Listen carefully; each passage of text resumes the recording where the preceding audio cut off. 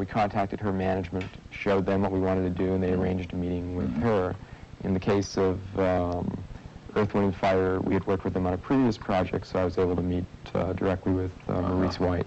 And it was really different different cases. Now, there's such diverse people, such different kinds of people and different kinds of music. How did you get them to work? How was it putting them all together in this project?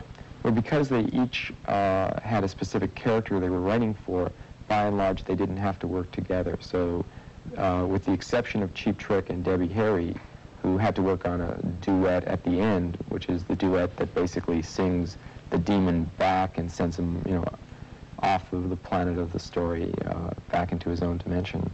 In that case, we actually had to have them collaborating, and they were in different cities. Debbie Harry was operating in New York. She was working on an album. Cheap Trick was recording an album in Chicago. And we essentially sent 24-track tapes back and forth. 24 tracks became 48 tracks, became 72 tracks, and we ended up with a very, very full and difficult mix. So it was never necessary or possible, for that matter, to get them all together at any one time. They were all working separately, each on their own characters. And with the magic of a mixing board, you put them all together on the soundtrack for your film.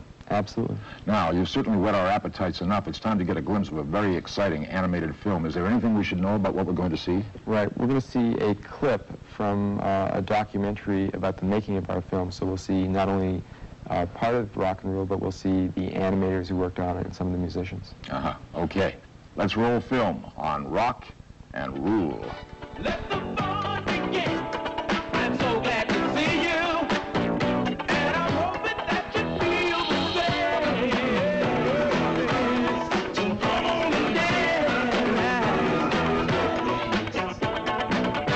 Just to dance with you is my only intention. I don't even have to know your name. So come on and dance.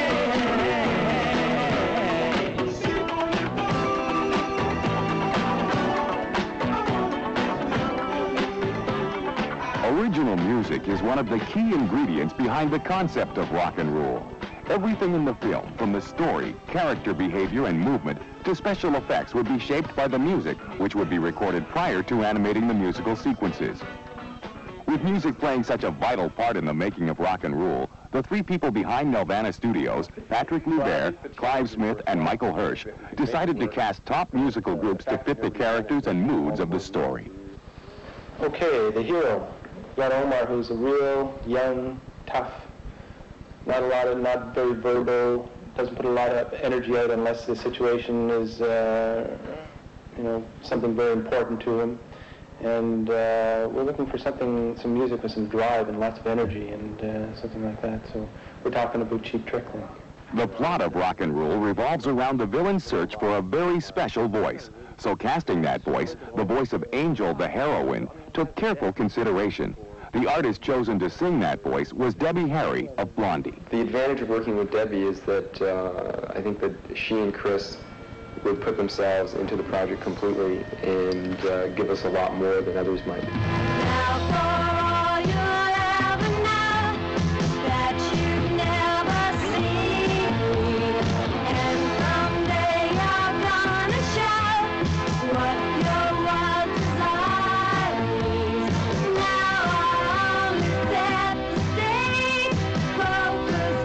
Just as musical artists were cast to suit a particular character, animators were also cast.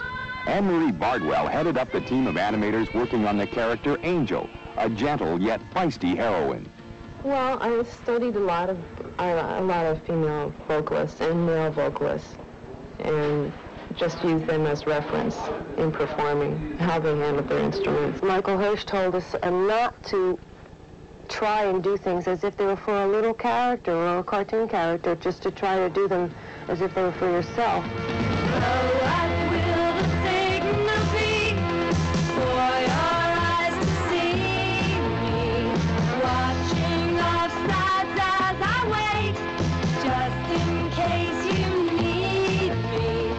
Angel's more modern. I think the difference is that she takes responsibility for herself and her actions, where she's not as much totally a victim. She's victimized, but she takes action against what is happening to her and expresses a loyalty to her friends. Why don't you just leave me alone? You've already screwed things up enough for one night. I trusted you. Nice talk. I just came to tell you you were good. You were good. So why'd you walk? Keep your flippers off me! Yeah, maybe longer. You're a very clever girl. I've enjoyed your little game, but tonight the game is mine. You'll never see that demon. I'm the one with the voice, and I'm not going to sing. Shut up. And without me, Shut you're up. nothing. You're a fraud, Mark. Shut up! What? No hocus pocus. You will see!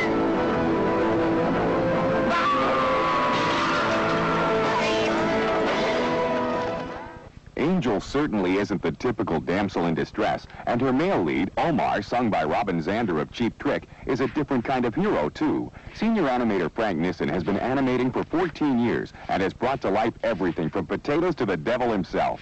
Frank, who headed up a team of animators, found Omar a real challenge. The thing that's interesting about this character, about Omar, is that he's very unusual in animation. He's probably the first animated hero who does something other than kiss the heroine at the end of the picture.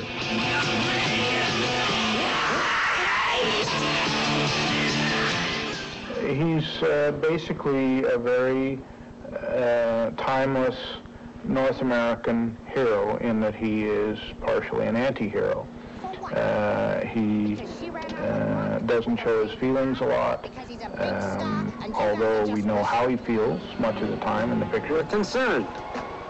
Say what? I said we're concerned. Concerned about who? About Angel. We're concerned about her, okay? Omar is very unusual and hopefully unique in, say, the annals of animation, in that he really has some spunk and some grit and some interest, as well as a lot of heart. The hero and the heroine wouldn't have their roles without the villain. Rock and Roll's villain is a decadent rock star named Mock. Positive towards Mock because there are many things to work with him. I could identify with him up to a point, but he was, the way he looked, the things he said, the kind of things he believed in, there were a lot of ways I could relate to that. And even though I don't necessarily think that way, I could really bite into his character and become that way with him, you know, and make him live and breathe like a real person. Never seen likes me, why I'm the biggest thing since World War III, girls. Making the villainy of Mock's personality live and breathe on screen was the difficult task of animator Robin Budd and his team. I find Lou Reed's song, My Name is Mock, Thanks a Lot, really sums up his whole character. He's totally obsessed with himself, and he just thinks he's the greatest thing in rock and roll and the greatest of great, and as soon as his popularity starts to slip, he becomes quite paranoid. 2 seats at a concert that are empty just flips him out. I was hoping that there were a lot of things I put in the song that you could work with and that they get picked up on, and they were in spades. My name is Mark, thanks a lot. My name is Mark, thanks a lot. My name is Mark, thanks a lot. My name is Mark, thanks a lot. The music of rock and roll influenced not only the character animation, but the use of special effects as well. Director of Special Animated Effects, Keith Ingham, comments on the relationship of the music to his work. My Name is Mock, the song by Lou Reed. When I first heard the song, I realized there were some powerful underlying themes of a decadent rock star who had reached great levels of power and who had a condescending attitude towards his audience, and also The most predominant theme was that of magic, which again was emphasized by the power aspect. So what we tried to do with the song was to show a lot of Mock in dark spaces surrounded by blackness. He was in a death mask kind of gladiator costume, and he was constantly producing lots of special effects by the sweep of his arm, very casually throwing out waves of light and constantly showing a sense of power. I was really thrilled to see that the animation was as good as my song.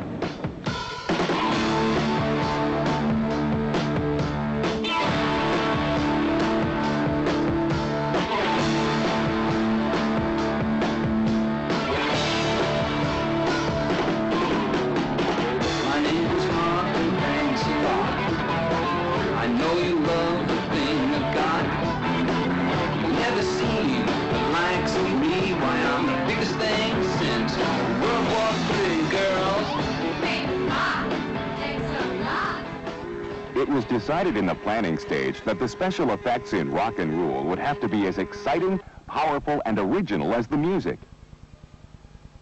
This meant updating existing camera technology, developing innovative techniques, and a lot of trial and error.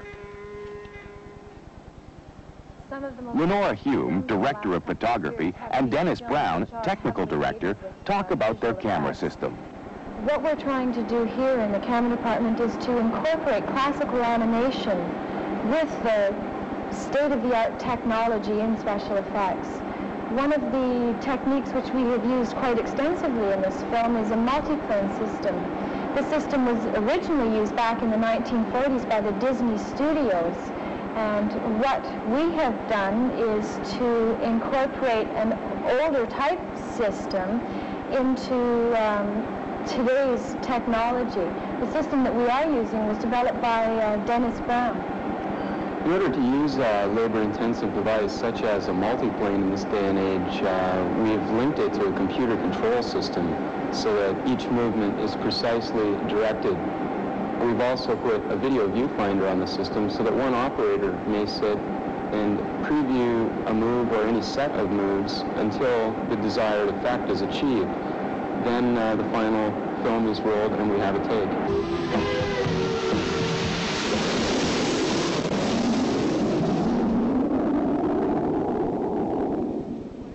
Anyone want a beer? Gibberish garbage! Who is this person? Individual's identity presently unavailable, Mark. Search will start now. Now checking. Now checking. Who can stop me? Is it the girl?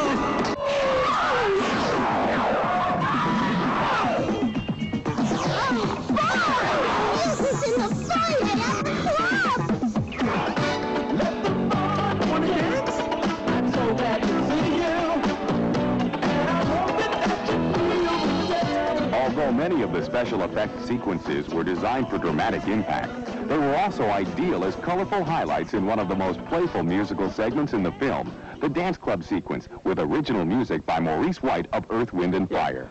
The song that I did for the film is called Let's Dance. Of course, you know, let's get down, have a good time. And the scene that we were in is in a club called 666. Great name, you know. And what happens here is that Omar is looking for Angel. And so we're in this club, and we set the atmosphere for the club, and of course we're playing the music.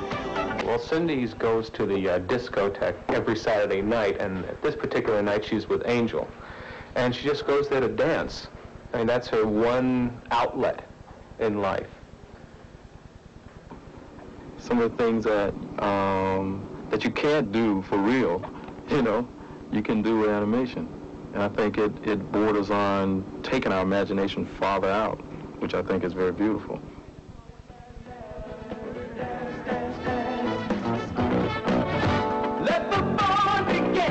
That looks great. I can see where a lot of energy and talent went into Rock and Rule. Do you have your next project lined up, Michael?